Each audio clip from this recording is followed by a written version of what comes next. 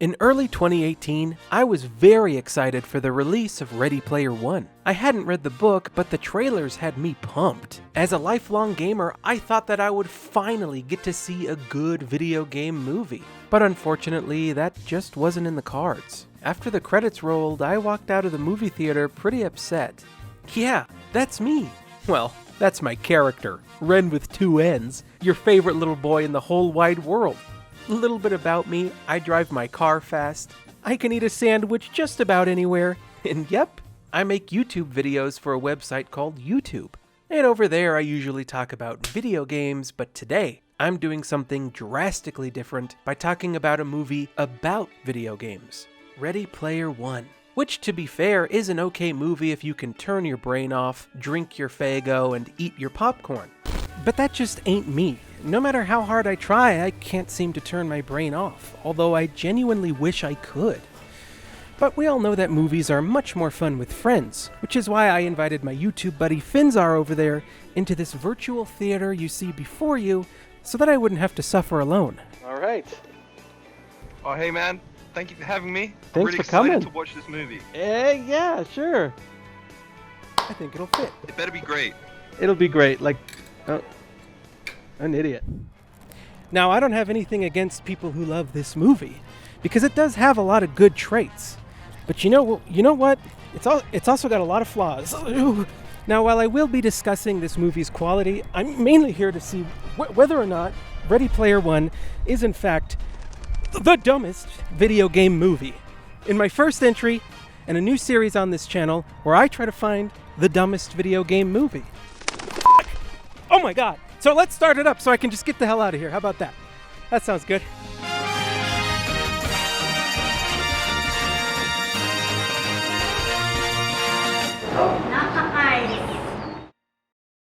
Okay, so just to get everybody on the same page, Ready Player One takes place in the year 2045. A Garth-like genius named James Halliday has created a virtual universe called the Oasis, which has served as an escape from the depressing dystopian world. And it kinda seemed like things were going great, until one day James Halliday had to join Arthur Morgan in video game heaven. But before dying, this old kook set up a challenge. Whoever could find the 3 keys he hid behind 3 separate events would be rewarded with $500 billion, full control of the Oasis, and a golden egg. So naturally, an evil corporation run by our main villain, Nolan Sorrento, wants to find that egg in order to monetize the Oasis. And of course, gamers want to keep the Oasis free of corporate greed. It's a classic tale of gamers versus money. But this movie isn't really known for its plot.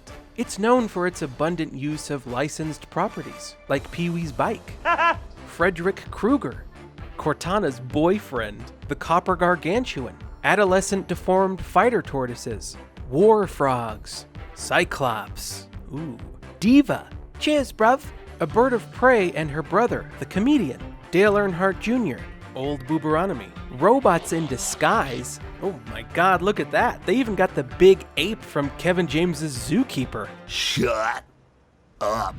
And that's just the tip of the iceberg. There are literally hundreds more. Now, is it cool to see a huge amount of iconic characters I know and love brought to life on the screen? I mean, I guess so, but it'd be cooler if they utilized these characters properly. But I'll get to that later. For now, I want to focus on the positives of this movie. Take this race scene, for example. To be honest, I kinda love it. I've seen it a dozen times at this point, and I'm still not sick of it. It is a visual feast with some amazing sound mixing to boot.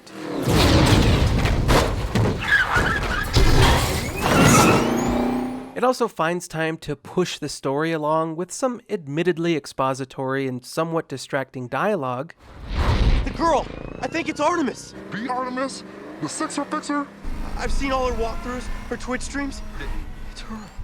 But then we go from small scale, as we're shown how Parzival makes money in the Oasis, to large scale in one fluid motion as the camera pulls out to give us a wide shot of the pure chaos this race throws at its players. The T-Rex makes an appearance alongside King Kong, and they both act exactly as you'd expect them to. It's just big dumb fun. But Finzar wasn't quite as impressed with it as I was. Alright, where you at? What? That was so hectic. Yeah. Oh my god. It kind of got old towards the end, though. Okay. I'll say though that's my favorite scene in the movie. Shit. I also like this scene here, where the main villain is trying to recruit Parzival into working with IOI. All the while, he's got a team of media experts in his ear, which he's trying to use to bait Parzival into joining them. You know, when I want to blow off steam, Drink tab, play Robotron, listen to Duran Duran. I crack open a tab. I put on some Duran Duran. I play Robotron. That's why I love the Oasis. It's kinda clever, and it's also kinda cute. Mark Rylance here also does a great job with his portrayal of James Halliday, and the movie's thoughtful use of classic 80s music will get you dancing in your seat. The animation is also impressive across the board, but that's pretty much the standard these days. It's not all that remarkable when most animated blockbusters meet this level of quality. Credit where credit's due though, you can tell that a lot of love and passion went into cramming the Easter eggs all throughout. You could watch this movie 20 times and still catch new stuff with every viewing. For example, did you know that the sound effect of the tires squealing on the Batmobile was altered to sound like the theme song of the original 1966 Batman show?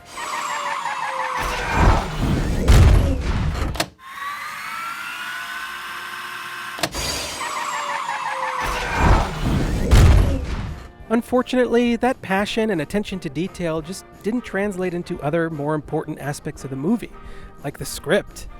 I mean, the dialogue is pretty rotten. Just take a look for yourself.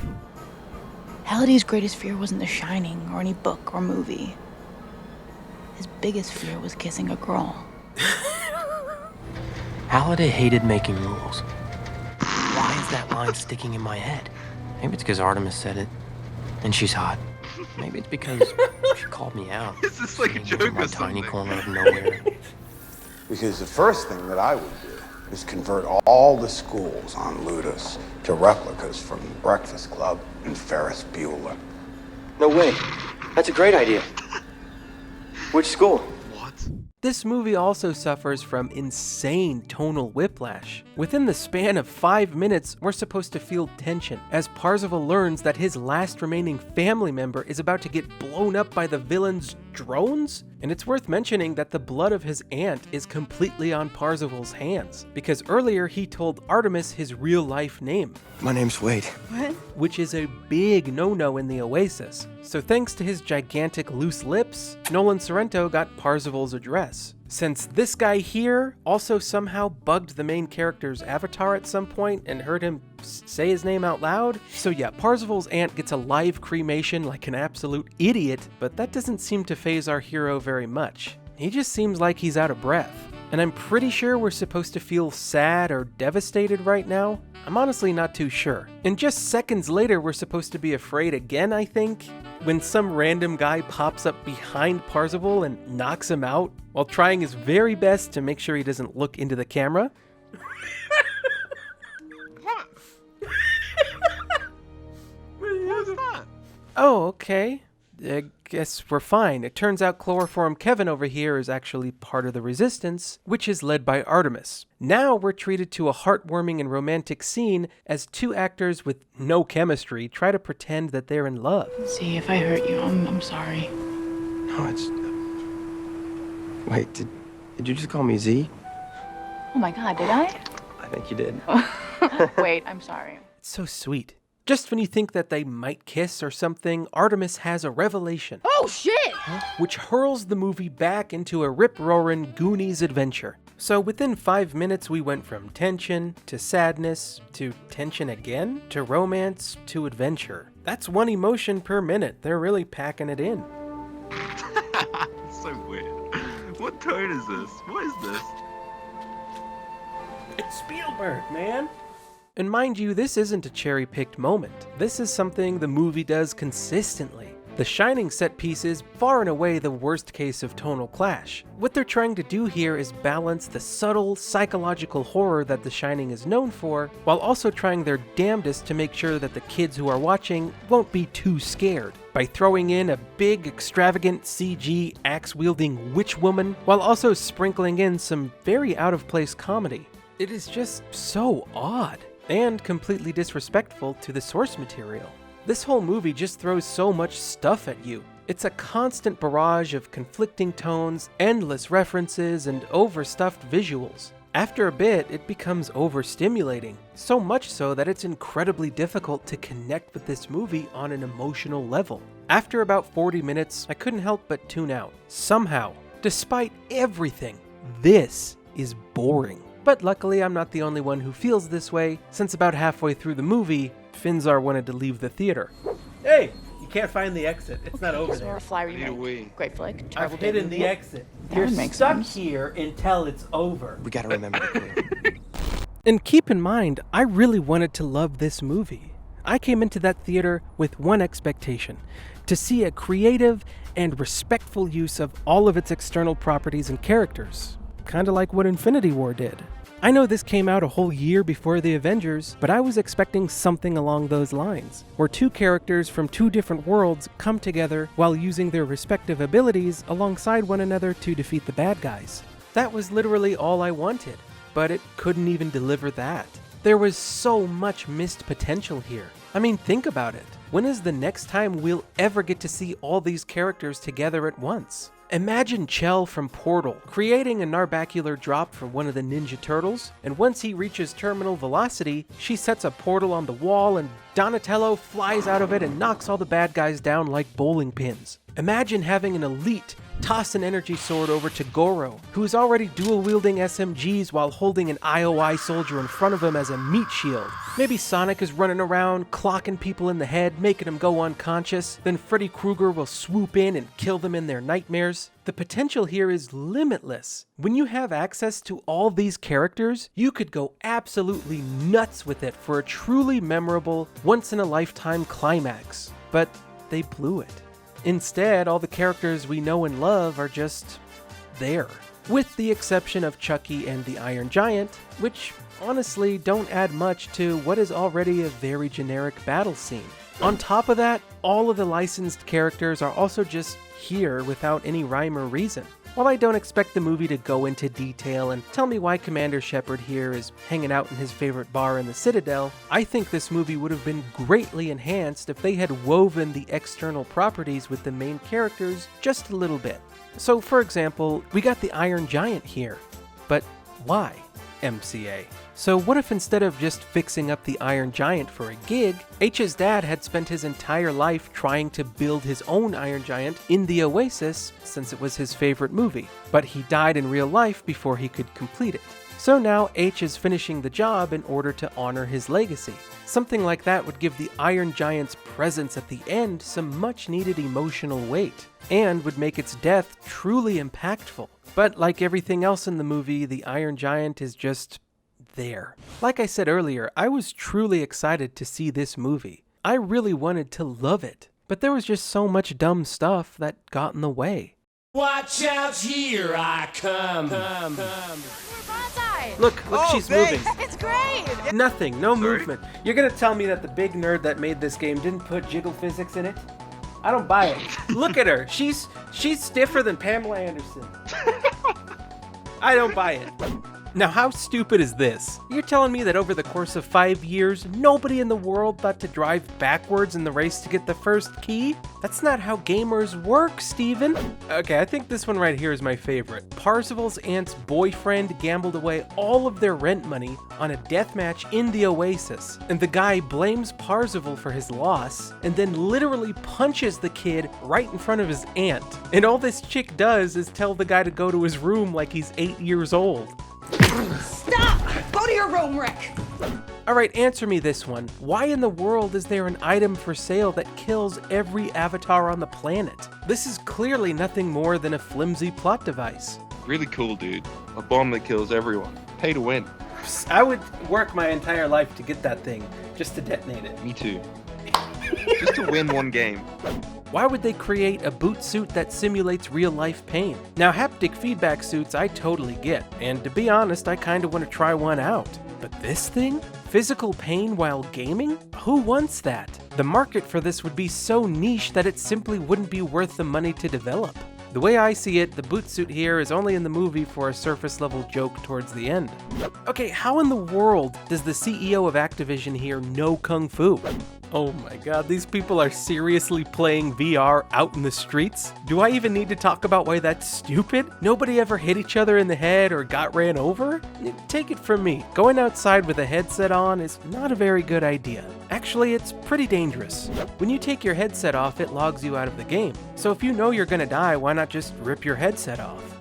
Maybe somebody down in the comments can tell me otherwise, but I find it hard to believe that in the 5 years after the creator of the Oasis died, the entire world at large is still playing a game that hasn't gotten any new content. And additionally, IOI is still searching for that Easter egg as well, when in all reality, if they used all of their resources, they could create a bigger and better version of the Oasis that they could monetize with ads and DLC. It'd be easy too, they could just say, hey, all your characters and money will transfer over to our game. No big deal. The movie's very premise crumbles under critical thought, as does most of its individual scenes. You find it by wandering around in a dark room until you get to the invisible dot. It's pretty easy if you know what you're doing. Really? Let me finish it for you. How did he hear him? He wasn't even in this dimension yet. It's your last chance, Wade. We're just dealing Last chance. Yeah. It is a movie that is catering to gamers, yet it doesn't understand modern-day gaming culture. It's a movie that wants to be a love letter to media, yet it's full of thoughtless, meaningless references that distract from the overall experience. It's a movie that really wants to be taken seriously, but it's so cheesy and goofy that when anything of weight actually happens, we couldn't help but laugh. Now, I fully understand that people love this movie, and by making this video, I'm opening myself up to a lot of hate from Ready Player One fans, but I don't think that's necessary. I think a disagreement over a movie on the internet should be grounds for discussion, not grounds for vitriol. All I ask is that you guys do your best to be kind and respectful to each other down there in the comments. But like I was saying, I could totally see how Ready Player One could sweep somebody off their feet with its wonderful original score, oodles of nostalgia, and incredible animation. I mean, I was kind of on board with it for the first 30 minutes. But when I saw this in the theater, the guy in front of me raised his arms in the air with excitement as a Gundam did its iconic pose and fell from the sky. Seconds later, a wave of BO washed over me, but jokes aside, this guy was thrilled that he saw something he recognized. And you know what? Good for him. To be honest, in a way, I'm envious of that guy. I wish I could experience such delight from something so small. I really do. Because he walked out of that theater happy. But me, on the other hand, I walked out of the theater upset. The way I see it, all this movie has going for it is the fact that it uses other licenses. When you strip away all the references and Easter eggs, you're left with an incoherent mess, a cast of characters that is completely unlikable, awful dialogue, and endless exposition. 'Cause you're Parzival, as in the knight who found the Holy Grail by himself. What about you, Artemis, goddess of the hunt? Zemeckis Cube. Turns everything back in time, 60 seconds. But this is what we're making him see. We grabbed him in transit just as he was logging out of the Oasis. So he thinks he's back at his office in the real world, but actually, he's here in the identical office that H built. I think that this movie would have worked better as a miniseries, because it had so much ground to cover. They had to establish a virtual world, a real world, a cast of characters and motivations for those characters, a plot, 3 separate challenges to complete, and a romance. Now, if you ask me, they should have cut the romance out of the movie entirely, but they almost had no choice but to film most of these scenes with exposition to push the story along. If this were a 6-episode HBO special, we would have been given time to truly care about the Oasis. We would have had time to breathe and soak everything in, and characters could have been developed properly. Ultimately, I think turning this big book into a 2-hour movie was not a good choice. Now, I bet some of my criticisms are addressed in the book, but this ain't the book. It's a movie that's supposed to stand on its own 2 feet. Now, Ready Player One is a pretty dumb movie, but we all know that it's not the dumbest video game movie. We can do so much worse, and I plan to. But I thought that this would be a good pick to get this series off the ground because, truth be told, I've kind of wanted to make a video on it for a couple years. However, I'm curious, would you guys want more videos like this every now and again? If so, let me know what video game movie you'd like me to cover next. And initially, when I cooked this idea up, I wanted each entry in this series to have a different YouTuber to make a guest appearance as well. So let me know who you'd like to see join me in the next movie. But having a guest here on the show really wound up working out, because it deepened the bond between me and Finzar. Big thanks to him for sitting through the whole thing. Make sure to go check out his channel when you're all done here. He makes some really fun stuff. Also, join my Discord where you can enter into a Photoshop competition to be featured at the end of my videos like this guy right here. You know what, I might print this one out and put it up on the old fridge. If you're new here, hit that subscribe button. If you're already subscribed, I hate to have to say this, but make sure you ring the bell, because you would not believe the amount of times I've been told that my subscribers didn't even know I uploaded. Also, follow me on Twitch. I've been streaming there every Tuesday for the past month, and I've been having a lot of fun doing that. And maybe consider becoming a patron. All these heroes you see on screen here make sure that I'm taken care of in the event that a video like this doesn't get sent out to my subscribers. Look at this handsome group of lovely boys. Also, I am well aware that The Last of Us 2 just came out, another video game movie to some people, so I'm already toiling away trying to get a video done on that, as well as a 100,000 subscribers special. It's gonna be interesting. I hope to see you guys there. Look at that sponsorship flying in. Yeah, I saw.